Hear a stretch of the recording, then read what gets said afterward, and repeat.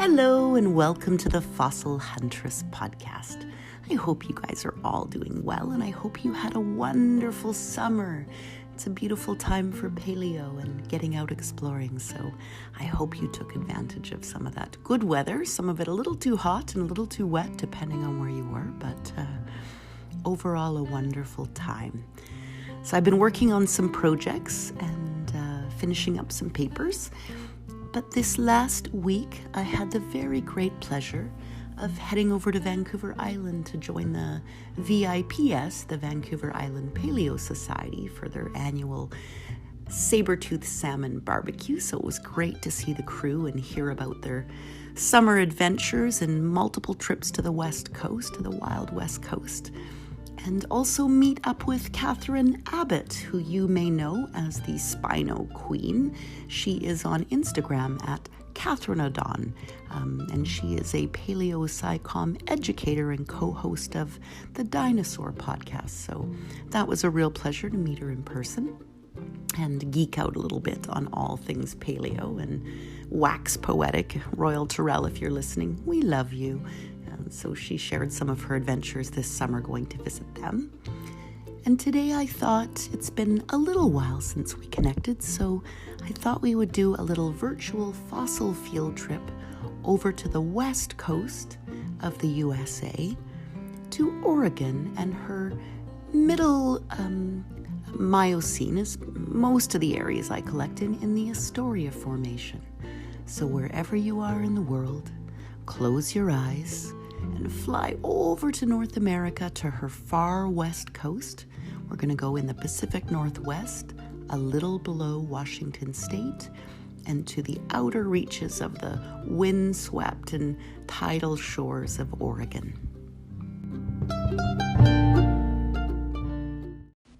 The entire coast of Oregon is gorgeous. It is a beautiful, beautiful drive.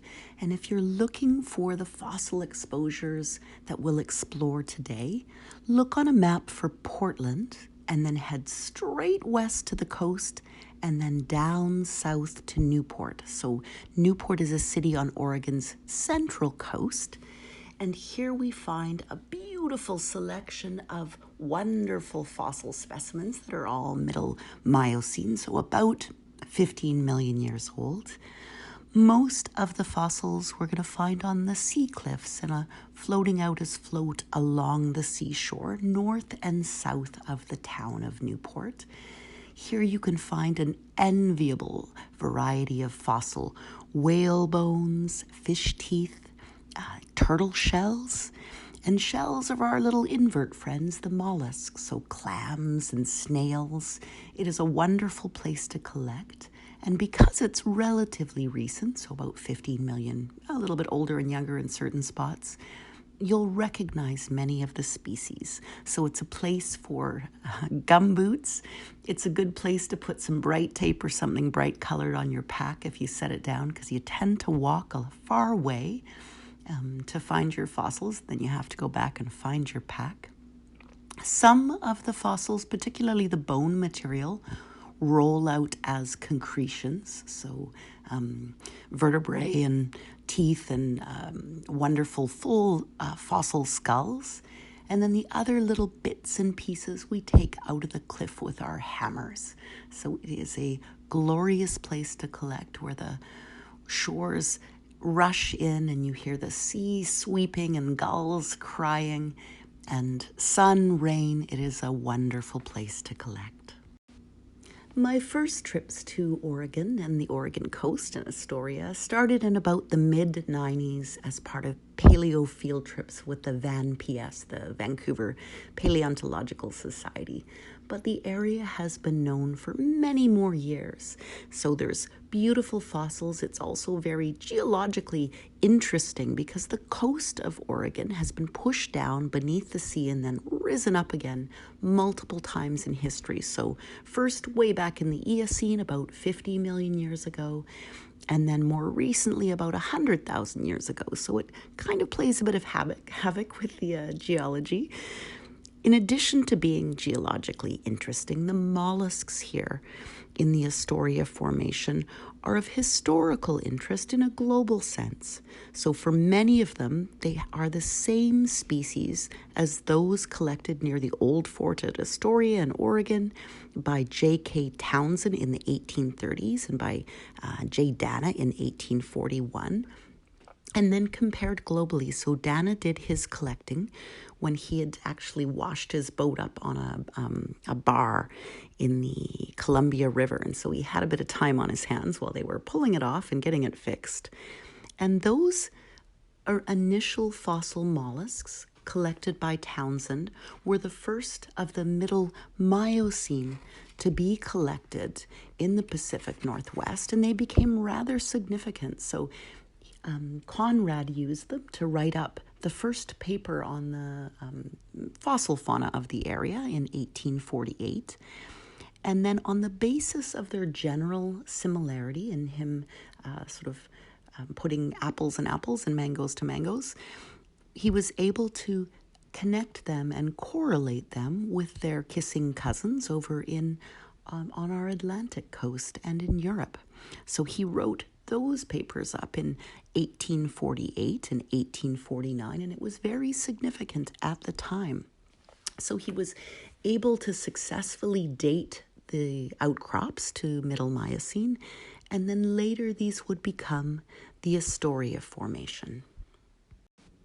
From purely a geologic perspective and not looking at the fossil finds, the first very good paper on the Oregon coast is by J.S. Diller in about 1896.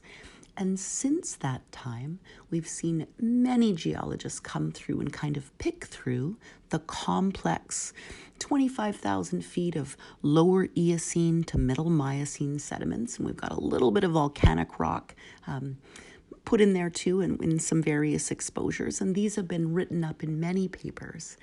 And then along comes some wonderful paleontologists, my favorite of which would be Ellen James Moore. So she's done much of the definitive work on the area, and she comes on the scene and begins working there about in the early 1960s. So her first paper was 1963. And then later we see Snavely and McLeod and Rao. And so they're all working in the area in the mid to late 60s. If you're going to do a trip to the wild west coast of Oregon, between all of those, I would highly recommend finding the published works of Ellen James Moore. She does wonderful line drawings. She makes the fossils easy to identify and understand. And if you live in a cold water area, you're likely going to recognize many of those fossil species. Every good collecting trip to a beach site starts with checking the tide tables. In fact, most people I know, if you were to look in their calendars, have the tide tables written out for all the primary locations, so we know when the really good tides are. So we've checked the tide, we've put on our rubber boots. In Oregon, I like to collect either with a 5-gallon bucket, and I've got a little piece that fits into my bucket so my chisels and hammers can sit on the outside, or I use a backpack with a little plastic bottom, which was a trick Rick Ross from the VIPS showed me, so I can set it down and it doesn't get wet. But my preferred method is still the 5-gallon bucket. So we've checked the tides, we've got our bucket and eye gear, and we're heading out as the tide goes out to collect along the exposures. And then as the tide comes back in and reaches the high tide line, we'll collect along the cliffs. If you were to close your eyes and listen, you would hear seagulls and sea lions. You'd hear the big surf, the ocean crashing on the shore, and the wind blowing along the tree line.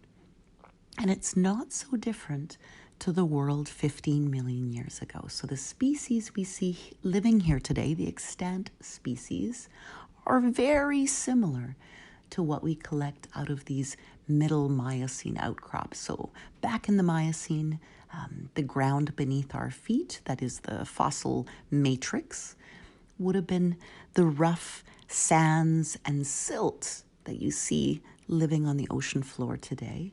And slowly over time, these harden to the sandstones and shales that we're collecting from. So they're kind of creamy brown. And they're kind as collecting goes, so they're a little softer on the matrix. You can crack them in your hand. And we're looking for rolled out concretions that have been rolled by the tide. Perhaps Mother Nature has done a little of the prepping for you.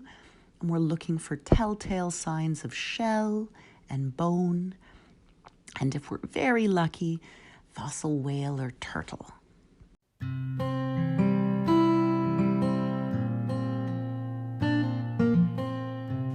So after a full day of collecting, so on the beach cliffs south of Newport for about 3 miles or just shy of 5 kilometers, and then north again about 10 miles, we find the eroded cliffs have wonderful molluscs from the Astoria formations. We find Andera and Patinopecten. We find the gastropods Chlorostome pacificum. So these are the little guys that are very small. They're a little snail with about 4 whorls, which become gradually smaller towards the tip. We find Turritella oregonensis, so a beautiful Turritella. So this is the longer, slender, high-spired, very sculpted shell with little spiral cords of varying lengths and spaces. We find Polinices, the little baby moon snail. So it's moderately large and it's got a nice thick shell. And of course, along the way we've collected, in my fantasy world anyway, you've successfully collected several good-looking concretions that show partial bits of bone to be prepped out later. And you can successfully say that you did a beautiful trip on the Oregon coast. Anyway, I'll leave it there. Thank you for listening, and I'll talk to you all again soon.